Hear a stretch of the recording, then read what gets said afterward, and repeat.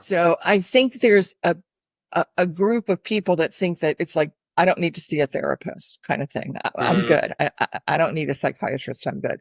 And I think that because those people don't understand actually what coaches do for them in most cases, they don't understand it. And it's a very broad field. I mean, to figure out sort of where you want help and how you want help and who's the right personality for you, who mhm. has the right style for you. It's hard. It's not easy. Welcome to Career Coaching Secrets, the podcast where we talk with successful career coaches on how they built their success and the hard lessons they learned along the way.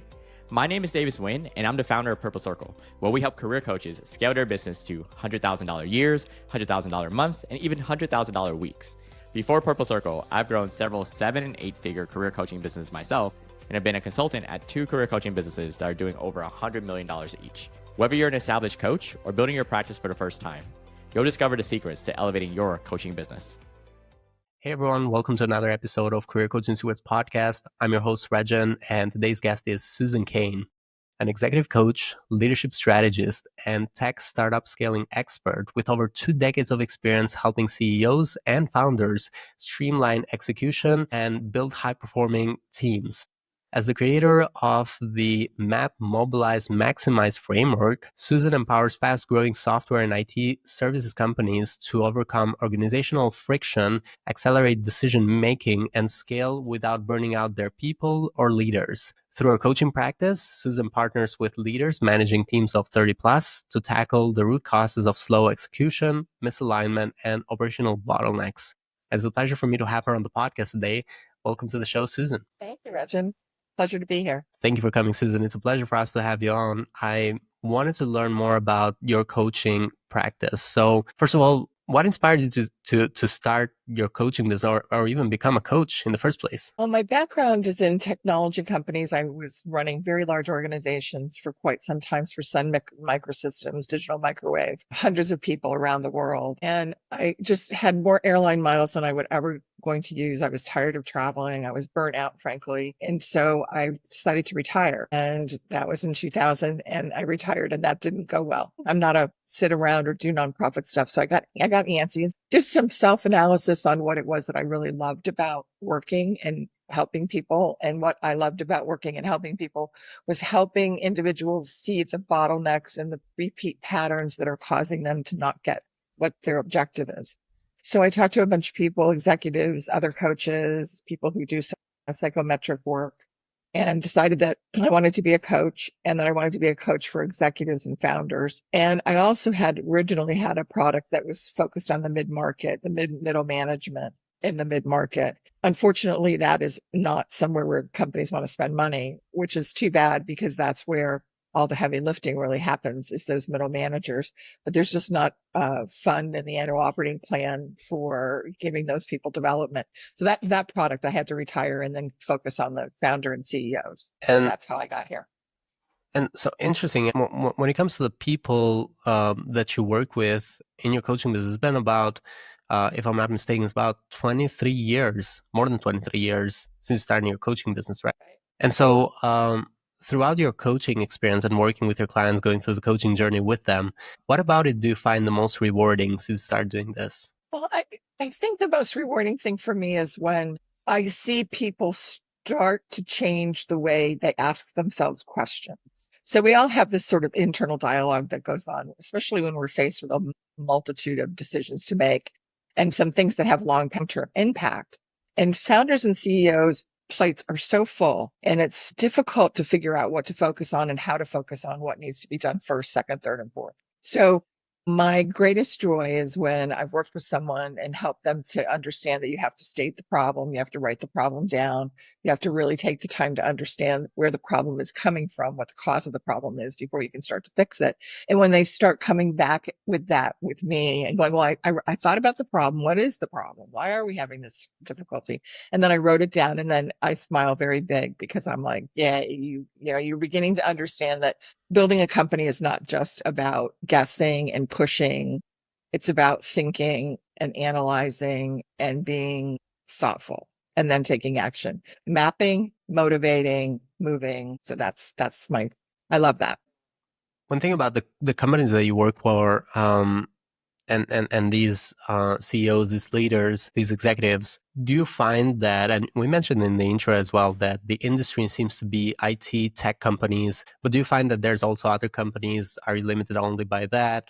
Is there some sort of demographic when it comes to like the ideal client profile? Do you feel like there's some sort of demographic or some sort of industry that you typically find your clients on? Natural for me to gravitate towards technology because that's where I came out of. So I'm very comfortable there. I was in SaaS companies when they first began to be developed. I ran small organizations and big organizations, and I get that.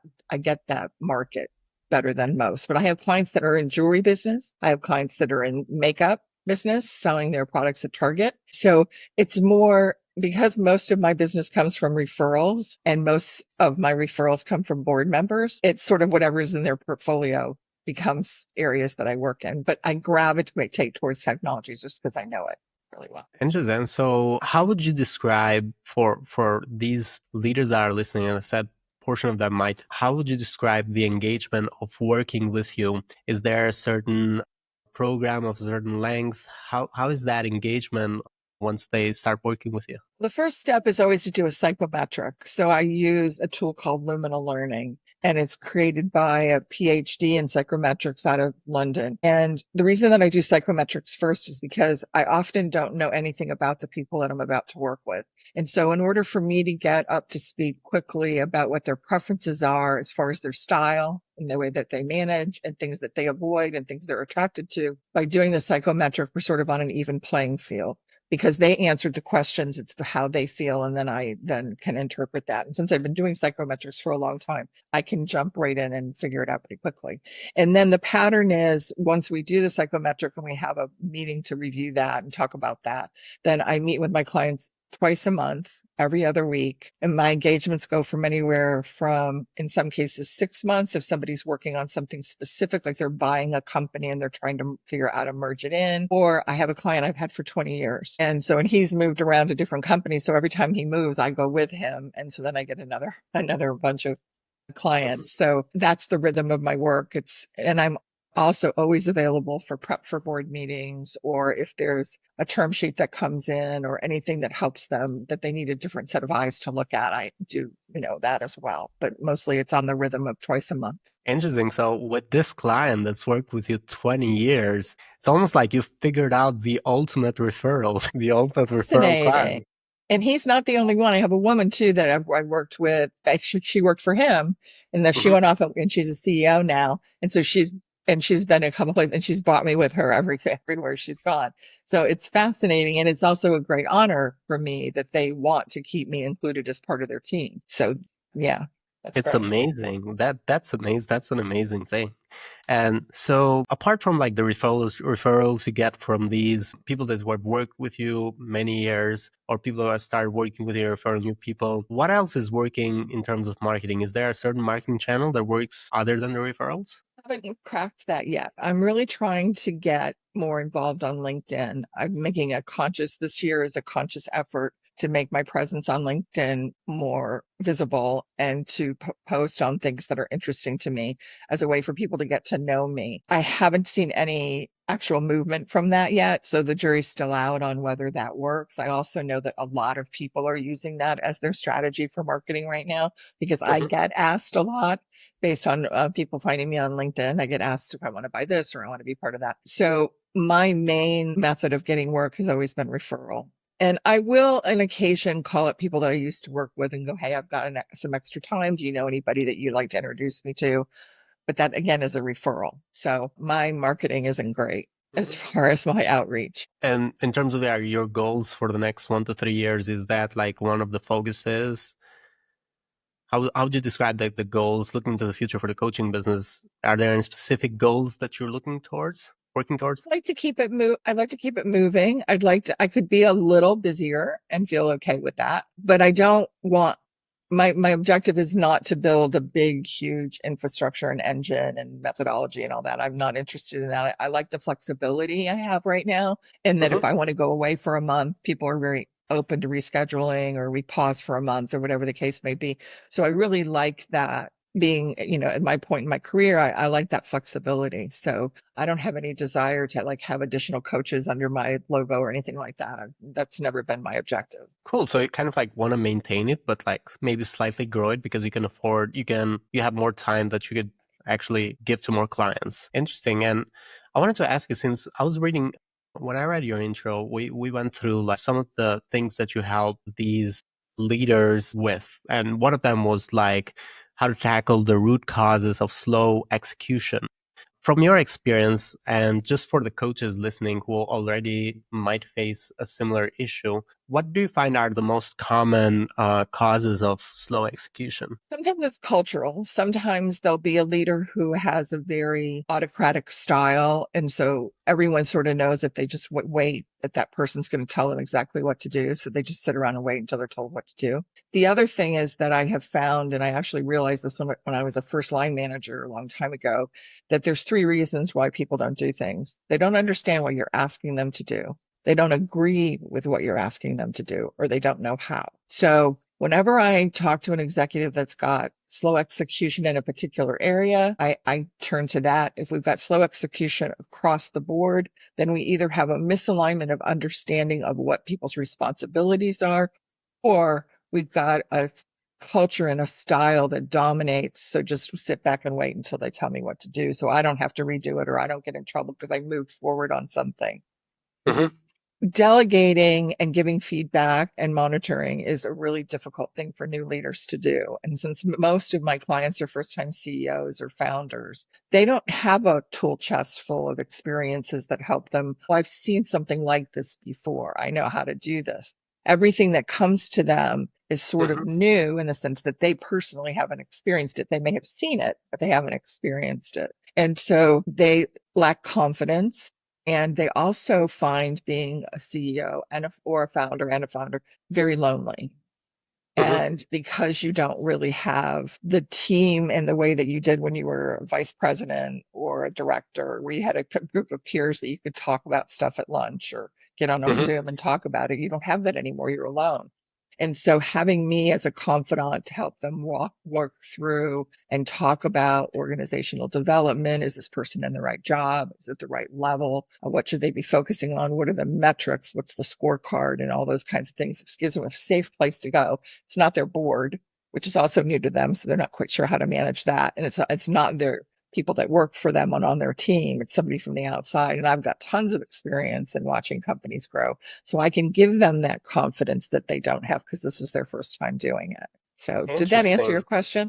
That did answer my question. At some point, I was expecting there to be the communication also being an issue, but it seems like communication is not as big of an issue for bigger teams, right? It depends on if you've got an autocratic leader, communication is a problem because the way that they're communicating is stifling people from feeling like they have a space and a place to be. Putting a communication strategy together is always part of my coaching. Regular one-on-ones, regular skip levels, assistant all hands on a regular basis, usually in alignment with board meeting schedule because it's easier to put a deck together once than twice. So that's all part of what we do in the very beginning is what is it, you have to communicate because people are looking for what's happening. And if you don't tell them, they're going to make it up. And that's the truth of it. And you don't want what they make up because it's not going to be great, probably. So you have to keep communicating, and the consistency of communication is super important. So you can't come in on a Monday and call all hands meeting for that afternoon at 3 because everybody's going to think, oh my gosh, what happened? What's happening? Oh, no, we didn't make the number. Something bad happened. So that consistency and having it on everyone's calendar is really critical. So that's part of my normal. So that's why I didn't bring that up because that is right at the beginning. We address that. Interesting. Okay, cool. That makes a lot of sense then.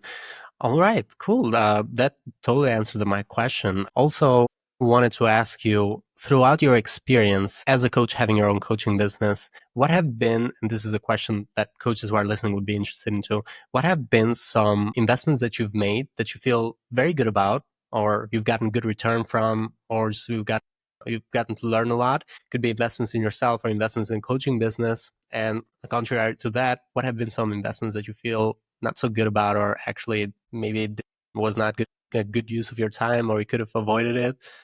and I'm probably, everybody's thinking this now, AI has changed my business without a doubt, without question. I can do a statement of work now in 2 minutes. I could do research on a company's specific vertical in 10 minutes. And so that used to take a lot of my time I was investigating their competitors. I was investigating the particular niche that they're trying to fill. And now I can do that so quickly that it really has freed me up, which I think is why I'm looking to bring on some more clients, is because I have that time now. It used to take me a good hour to put a statement of work together, editing it, making sure I had everything that we had talked about included in it and my requirements and all that. Now there's a template and it just gets, immediately done and I can send it. So that is the thing that has changed my business the most, I think, ever. I love AI. I'm suspicious of it, of course, and I don't send anything out that I haven't thoroughly read and researched, as my opinion, but it gives me an opportunity to gather information really quickly. I also spend a lot of money on books and I listen to a lot of podcasts and things because I am responsible in my role of bringing things forward, new things forward to my clients that they don't have time to research, right? I mean, most CEOs are not sitting around on Saturday morning listening to a podcast. They're sitting around on Saturday morning looking at the numbers and trying to figure out how they're going to get ready for the next board meeting. So it's my responsibility to bring them new thoughts and new theories and new things that are being investigated. I have invested in tons of software that I never use, like Calendly. I never use it. It never worked for me because I have this rhythm with my clients. I don't need them to go in and select a time. So that never worked for me. A really good billing system is really important, because billing takes up time. And if you get behind, it's your money you're not getting. And the companies don't like it when you come in with more than 1 month of billing because they want to keep the cash flow thing. So that's it. I don't really use a lot of tools or anything or investments. I mean, I've invested in time on LinkedIn and I have a web page, which I invested in, but those are the web page is sort of obsolete now. I'm not sure anybody even looks at it anymore. I certainly don't. So I'm assuming nobody else does. Cool. So there hasn't been like investments that are actually bad or anything like that. It's expensive. It's not. It's like $30 a month or whatever it is. And I never use it. So that's sort of silly. But that's more of a process thing to me than that it was a bad investment. It's just not right for my style of work. Yeah, it's a very small investment. Yeah, that makes a lot of sense. Right now, when thinking about your goal of like slowly increasing, filling up your calendar in a way that you can utilize your capacity, like full capacity actually, what is a challenge that you're faced off with right now? Where do you see the bottleneck in you getting to that full capacity? It's interesting. I know that executive coaching is searched on Google a lot. It is a terminology that is looked at a lot. My assessment is that people look at it as an option for their personal professional development, but then they don't act on it because it's not expensive when you think about it. It's not an exorbitant amount of money. I mean, there are programs where you have intensity and that those can be burdensome financially. I think I'll tell you a story. I have a client who is a new client and I needed finance to set me up as a payee. And he sent a note to the finance person and copied me and said, the board requires me to have a coach. And I thought, no, they don't. But he was saying that to his finance person because he was embarrassed about it, was my assumption. Or, why else would you do that? Right. So I think there's a group of people that think that it's like, I don't need to see a therapist kind of thing. I'm good. I don't need a psychiatrist. I'm good.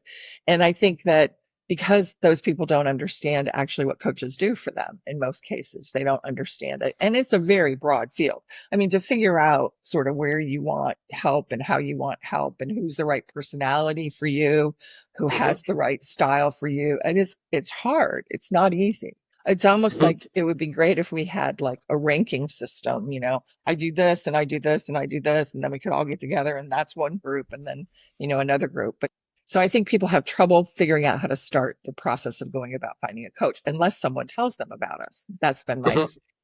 But again, I have a very specific niche. I'm a very niche consultant. I'm not broad. I'm very narrow. Well, being niche is a good thing, though, because it helps you market easier.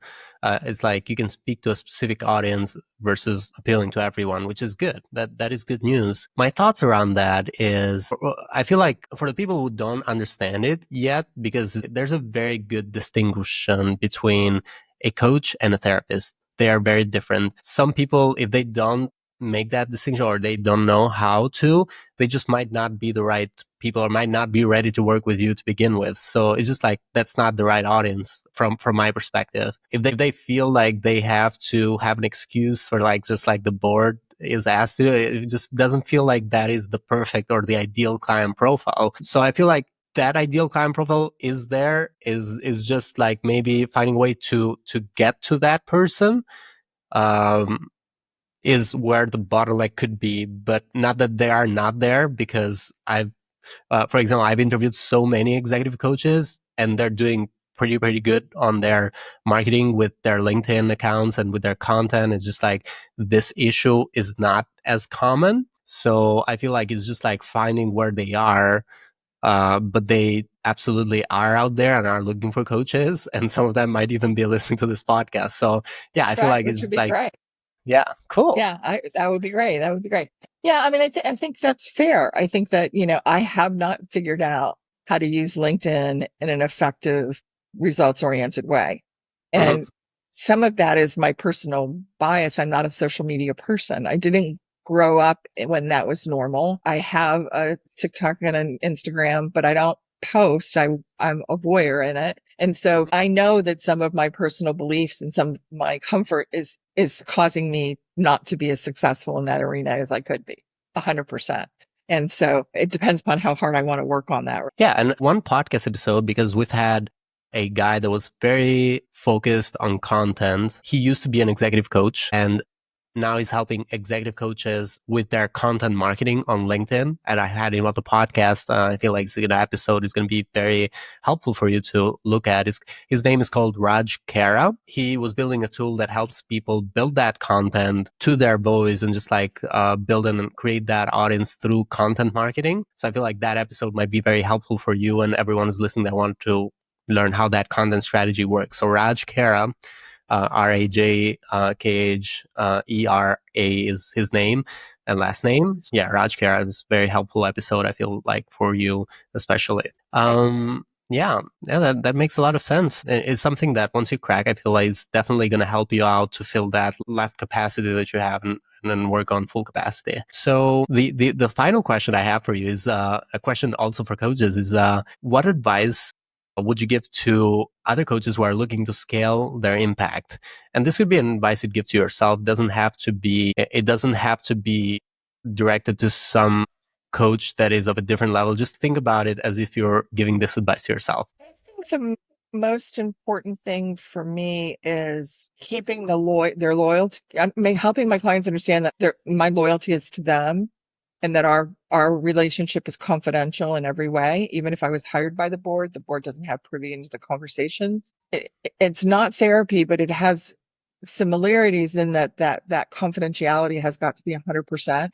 And you have to be able to be vulnerable. And so I need to make sure my clients feel like vulnerability is accepted and safe, and that we can talk about their worst fears and their worst dreads, and that it's all okay. And that, that's sort of, for me, that's the thing about being a coach that is the most important, is getting that clear in your head and that proprietary. And I think it's also especially true when I work with teams. If I work with an executive team and I have one-on-ones as well, I am not allowed to cross those conversations. I have to be very consistent about but at the same time build them together as a team. So I didn't talk a lot about that in this podcast, but I do a lot of teams. Once they get to a revenue place where they have a team, then we often do teamwork too. So did that answer your question? I'm not sure it did. Yeah, it did. It did. Thank Okay, you. yeah. Thank you. Thank you so much, Sure. Susan. And thank you so much for coming to our podcast today. It was a pleasure to have you on the show. Thank you. You made it very pleasant. So I appreciate that. And just for anyone who's listening and wants to find you or connect with you, what they can do is go into LinkedIn, look up Susan Caine. They'll be able to find you there. And what was the website URL? It's Susan Caine, coach, I think it is. I don't remember anymore. That's horrible. And just a little tip on the Caine, it's Caine, because Susan Caine wrote a book without an E about introverts. And so she's very, very popular and very famous. And people think I am her, and I am not her. I did not write a book about introverts. So I just want to make sure people put that E on the end. Yeah.